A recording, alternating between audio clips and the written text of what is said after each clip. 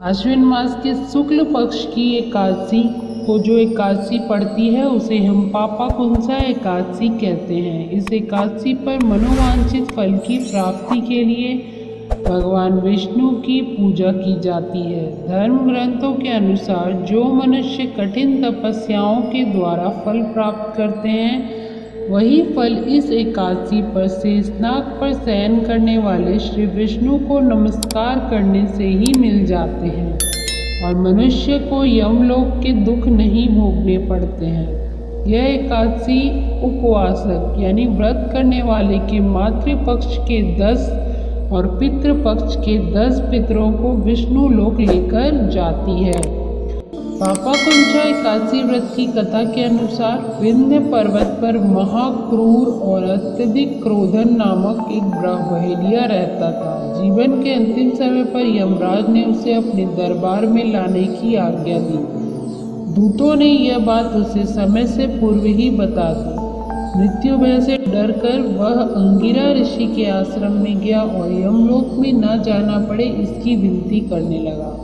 अंगिरा ऋषि ने उसे आश्विन मास के शुक्ल पक्ष की एकादशी के दिन श्री विष्णु जी के पूजन करने की सलाह दी। इस एकादशी का पूजन और व्रत करने से वह अपने सभी पापों से मुक्त होकर विष्णु लोक को गया। आइए अब भगवान कृष्ण के द्वारा कही गई एकादशी पापाकुंसा एकादशी के महत्व को मैं आपको बताती हूँ। पापाकुंसा एकादशी व्रत में यथासंभव दान व दक्षिणा देनी चाहिए। पूर्ण श्रद्धा के साथ यह व्रत करने से समस्त पापों से छुटकारा मिल जाता है। शास्त्रों में एकादशी के दिन की महत्ता को पूर्ण रूप से प्रतिपादित किया गया है। इस दिन उपवास रखने से पुण्य फलों की प्राप्ति होती है। जो लोग से उपवास नहीं कर सकते हैं उनके लिए मध्याह्न या संध्या काल में एक समय भोजन करके एकादशी व्रत करने की बात कही गई है। एकादशी जीवों के परम लक्ष्य भगवत भक्ति को प्राप्त करने में सहायक होती है। यह दिन प्रभु की पूर्ण श्रद्धा से सेवा करने के लिए अति शुभकारी और फलदायक माना गया है।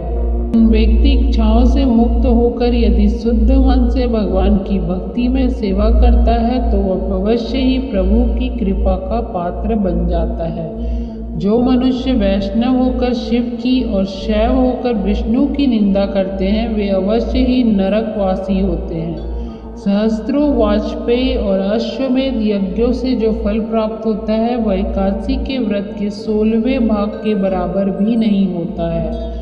संसार में एकादशी के बराबर कोई पुण्य नहीं, इसके बराबर पवित्र तीनों लोकों में कुछ भी नहीं। इस एकादशी के बराबर कोई व्रत नहीं। जब तक मनुष्य पद्मनाभ की एकादशी का व्रत नहीं करते हैं तब तक उनकी देह में पाप वास कर सकते हैं।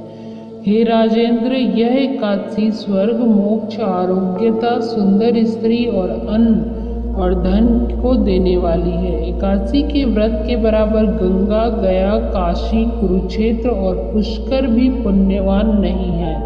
हरिवासर तथा एकादशी का व्रत करने और जागरण करने से सहज ही मनुष्य विष्णु पद को प्राप्त होता है। हे युधिष्ठिर, इस व्रत के करने वाले 10 पीढ़ी मातृपक्ष, 10 पीढ़ी पितृपक्ष, 10 पीढ़ी स्त्री पक्ष और 10 पीढ़ी मित्र पक्ष का उद्धार कर देते हैं।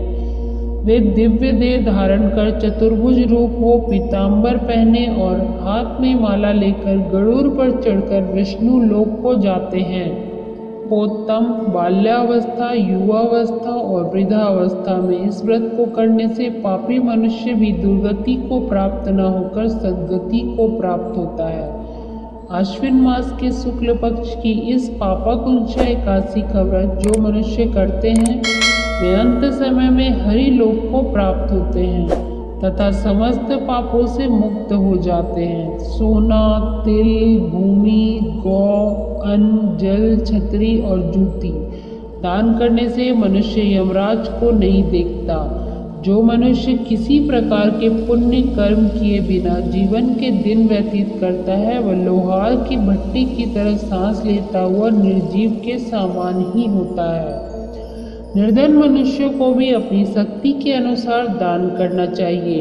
तथा धन वालों को सरोवर, बाग, मकान आदि बनवाकर दान करना चाहिए। ऐसे मनुष्यों को यम का द्वार कभी देखना नहीं पड़ता तथा संसार में दीर्घायु होकर धनाढ़, कुलीन और रोग रहित रहते हैं।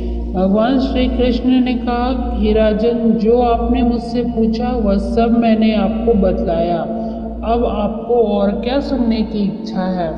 इस प्रकार भगवान श्री कृष्ण ने पापाकुंशा एकादशी की व्रत की महिमा, विधि और व्रत की कथा को बताया। सभी ने व्रत की पूरी कथा, विधि और महत्व को सुना। आज के वीडियो में इतना ही। मिलते हैं अगले वीडियो में एक नई और रोचक जानकारी के साथ।